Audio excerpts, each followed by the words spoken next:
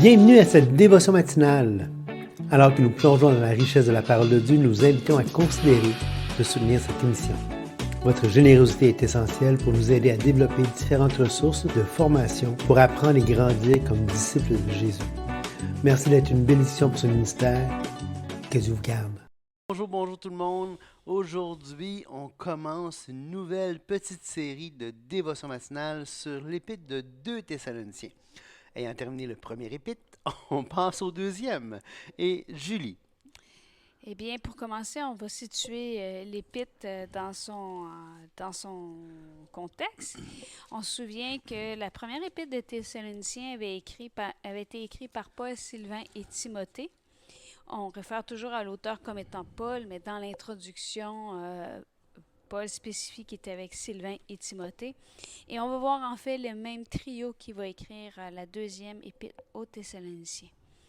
On se rappelle que la première lettre avait été écrite environ dans le début des années 50, 51. Et la deuxième lettre, elle est écrite à peu près dans la même année aussi. 51, certains disent 52, mais environ 51. Et donc, on est au cœur, là, si on veut se référer au livre des Actes, on est au cœur du deuxième voyage missionnaire de Paul. Donc, Paul a déjà fait un premier voyage, il fait un second voyage et on est au cœur de ce deuxième voyage-là quand il va écrire l'épître à 2 Thessaloniciens. Donc, si je ne me trompe pas, on se trouve autour de 16, 17, des chapitres 16, 17, 18, 19 Oui, c'est ça. du livre des Actes. Oui, parce qu'au chapitre 17, il va visiter Thessalonique, il va à Bérée, il va à Athènes, et durant tout ce temps-là, pendant son voyage, après sa visite, il va écrire à Thessalonique pour les encourager, pour les motiver à aller de l'avant. On dit d'ailleurs que dans l'introduction de notre Bible Scofield que Paul a écrit la lettre très peu de temps après la première. Parce qu'il s'est rendu compte que les Thessaloniques, les gens de Thessalonique étaient ébranlés, croyant que le jour du Seigneur était déjà arrivé. On se rappelle que l'avènement du Seigneur avait été une thématique, le retour de Christ, dans la première lettre, et qu'il leur avait écrit de façon à ne pas être affligés. On se rappelle, là, il avait dit au chapitre 3, si je ne me trompe pas, non. Au chapitre 4, au verset 13, « Nous ne voulons pas, frères, que vous soyez dans l'ignorance au sujet de ceux qui sont décédés, afin que vous ne nous affligez pas comme les autres, qui n'ont point d'expérience. » Il y a un autre moment donné aussi, il avait dit qu'il leur écrivait pour pas qu'ils... Ah oui. Qu'il leur écrivait de façon à ce qu'ils ne soient pas affligés au milieu des afflictions, qu'ils soient consolés. Donc, pour se mettre dans le contexte comme il faut, on réalise là, que Paul, au cœur de son deuxième voyage, il va visiter Thessalonique. Et puis, peu de temps après, donc c'est des jeunes croyants, là, c'est des nouveaux croyants, c'est jeunes dans la foi, ils sont facilement ébranlables, il y a toutes sortes de choses qui se passent, il y a des persécutions, il y a des gens qui meurent. C'est donc un temps difficile pour cette jeune église-là. Paul va écrire 2 lettres pour les encourager. Et d'ailleurs, c'est intéressant parce qu'on voit que, en fait, ce que les gens ont eu comme erreur, si on veut, c'est qu'ils se sont mis à associer les tribulations, les persécutions qu'ils enduraient comme étant celles du jour de Christ. Oui, ils font comme euh, l'amalgame de tribulation et de grande tribulation. C'est un amalgame qu'on entend souvent. Les gens disent, ben, si la grande tribulation, on en a toujours des tribulations, donc la grande tribulation ne sera pas différente. Et donc cet amalgame-là se fait facilement, et on voit que les Thessaloniciens le font également. Il y a une différence entre les tribulations qu'on vit et la grande tribulation qui va venir beaucoup plus tard. Et le point d'origine n'est pas du tout pareil. Les tribulations viennent du monde pour la jeune Église, pour les croyants et ainsi de suite, de tous les ennemis, si on veut, de la foi. Alors que la grande tribulation, c'est Dieu qui va la déverser sur la planète en vue de faire cesser l'iniquité. On voit ça dans Daniel, entre autres. Et dans Joël. Ouais. Donc, cette lettre a donc pour but de rassurer les chrétiens, les instruire sur le jour de Christ qui doit précéder le jour de l'Éternel et le jour du Seigneur. Exact. Donc, ça va être très important parce que c'est important, je pense, pour Thessalonique, mais c'est aussi important pour chacun des croyants aujourd'hui, dans la compréhension et dans l'assurance qu'on a que le Seigneur, lorsqu'il nous sauve, il nous sauve pleinement. Oui, exactement. Donc, Patrice, as-tu autre chose à... Non, je pense étant donné qu'on a fait une bonne introduction aussi au premier épître, puis que les deux, c'est essentiellement le même contexte, Paul fait juste poursuivre ce qu'il avait entamé dans la première épître, je pense qu'on peut déjà, d'ores et déjà là, commencer là, le texte comme tel. Je te laisse lire. D'accord. Paul, Sylvain et Timothée, à l'Église des Thessaloniciens qui est en Dieu notre Père et en Jésus-Christ le Seigneur. Que la grâce et la paix vous soient données de la part de Dieu notre Père et du Seigneur Jésus-Christ. Nous devons, frères, rendre continuellement grâce à Dieu à votre sujet, comme cela est juste, parce que votre foi fait de grands progrès et que l'amour de chacun de vous tous à l'égard des autres augmente de plus en plus. Aussi, nous glorifions-nous de vous dans les églises de Dieu à cause de votre persévérance et de votre foi au milieu de toutes vos persécutions et des afflictions que vous avez à supporter. Donc, jeune église, Paul est content d'eux, il va les féliciter, il va dire bravo, bravo, je veux rendre grâce à Dieu, je veux rendre grâce au Père, rendre grâce au Fils pour le progrès, l'amour qui augmente de plus en plus, pour tous les progrès que vous avez dans votre vie. Bravo. C'est intéressant parce qu'il dit, nous devons rendre continuellement grâce à Dieu à votre sujet, comme cela est juste. Wow. Donc, il est en train de dire que cela est juste, que Paul, et Sylvain et Timothée, rendent continuellement grâce à Dieu, non pas pour les progrès dans leur vie, mais pour le progrès qu'ils voient dans la vie de ceux chez qui ils investissent. C'est magnifique. C'est très beau. On voit vraiment cette interrelation-là. C'est comme si les progrès des autres sont aussi importants pour Paul que ses propres progrès. Ouais. Et c'est juste de rendre grâce à Dieu pour ça. Parce que la foi fait des grands progrès. Hein? Je trouve ça beau d'amener l'idée que de rendre grâce à Dieu est un acte de justice. On se rappelle que, et on le voit dans notre série sur les réflexions sur l'Épître aux Romains, on voit que la justice de Dieu dans le contexte du Nouveau Testament, dans le contexte de la pensée juive de la période du deuxième temple, c'est pas du tout cette idée c'est pas du tout gréco-romaine, excusez, d'une justice, d'un standard aveugle qui n'a pas d'égard pour les gens, pour les individus. Au contraire, la justice dans la pensée de l'époque, c'est être en relation adéquate les uns avec les autres, en accord avec ce qui est demandé par l'alliance que Dieu a faite avec l'être humain. Et donc, en termes d'ici, on pense à la nouvelle alliance, on parle à Jésus-Christ, on pense à Jésus-Christ, à la loi de Christ, la loi de la liberté, la loi de l'amour qu'on doit avoir les uns pour les autres. Et donc, c'est juste, c'est une action juste de rendre grâce à Dieu les uns pour les autres. C'est intéressant parce qu'il va dire, votre foi fait de grands progrès, votre amour augmente de plus en plus à l'égard de tous.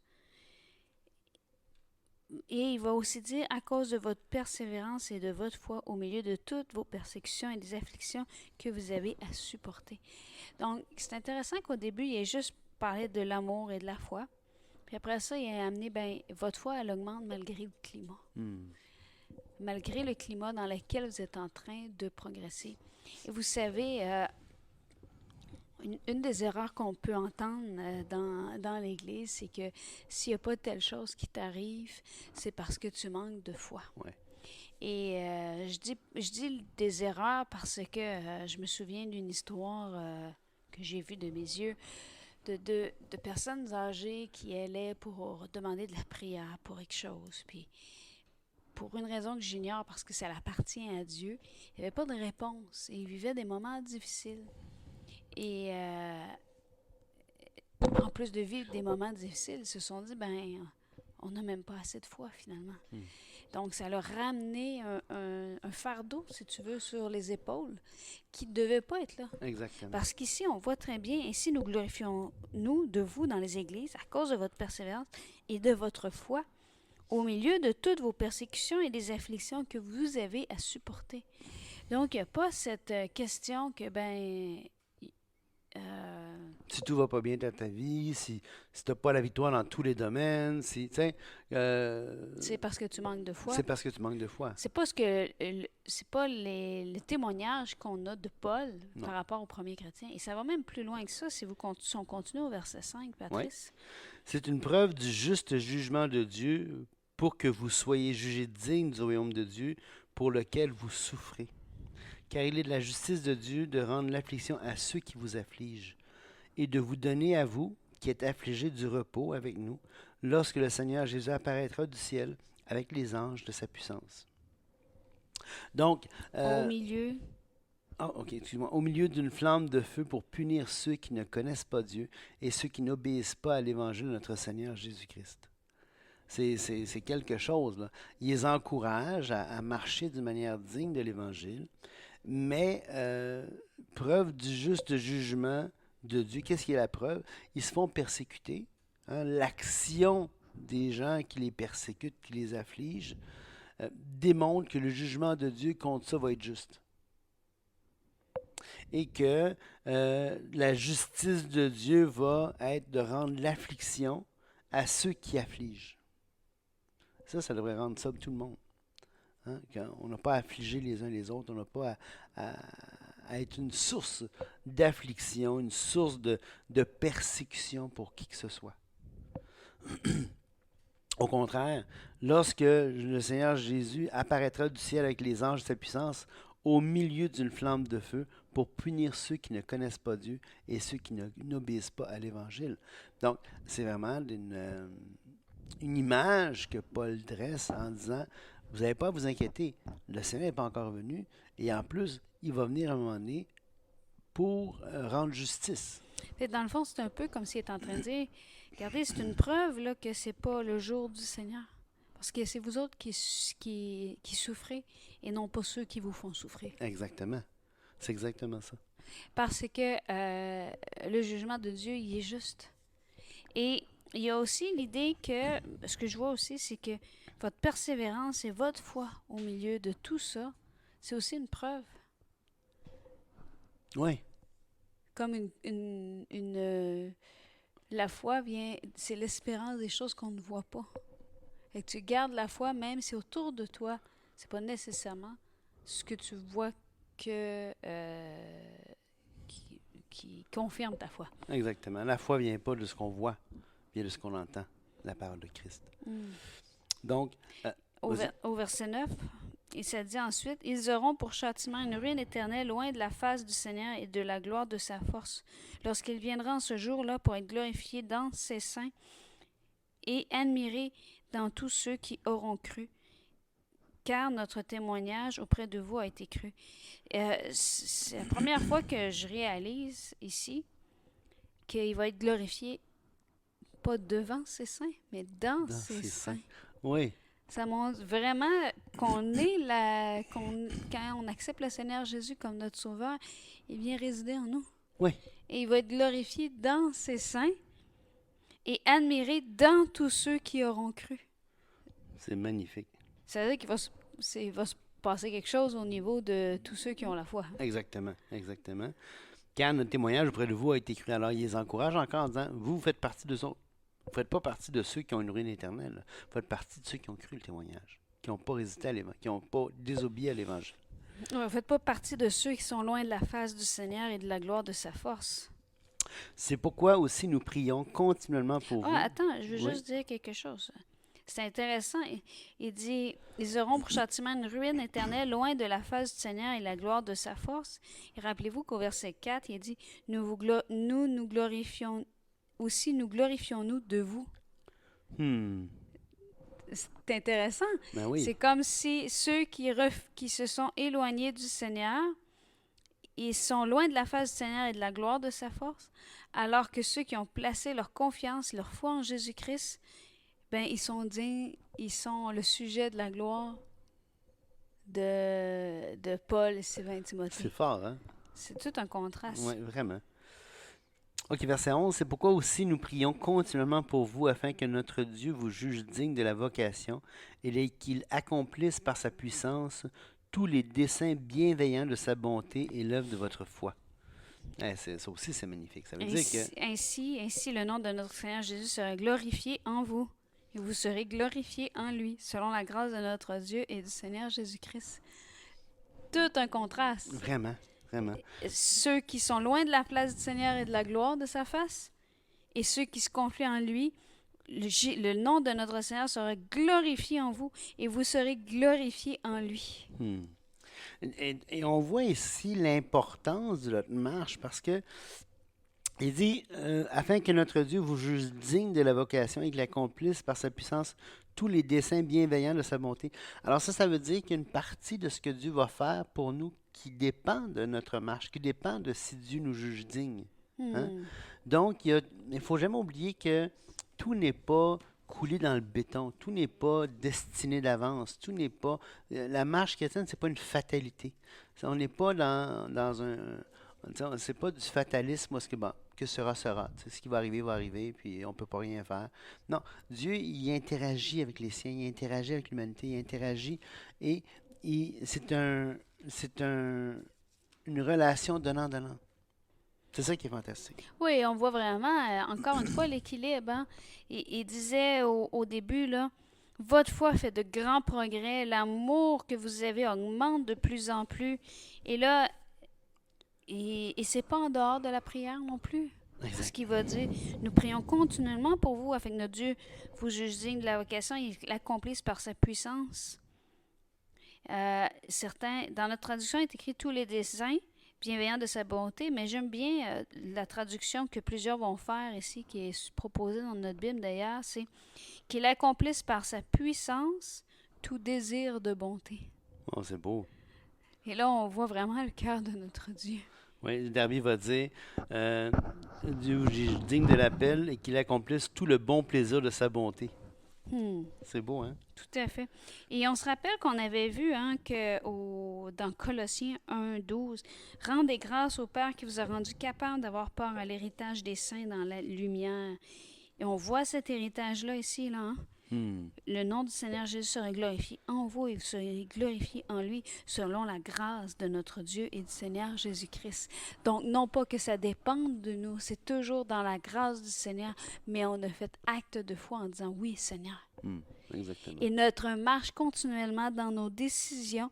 Est-ce que tu nourris ta foi aujourd'hui? Est-ce que tu nourris ton amour les uns pour les autres? Est-ce que tu marches en persévérance, peu importe ce qui se passe autour de toi, sachant que Dieu est juste? Exactement. Quelle consolation! Dieu est juste. Oui, considérant justement le verset 11, Dieu est juste et il va accomplir tout le bon plaisir de sa bonté et l'œuvre de la foi en puissance. Dieu est juste, Dieu est amour, Dieu est bon, et tout ça, c'est une source de consolation. Tout à fait. Alors sur ça, on vous laisse et on se voit la prochaine fois. Que Dieu vous bénisse. Au revoir. Au revoir.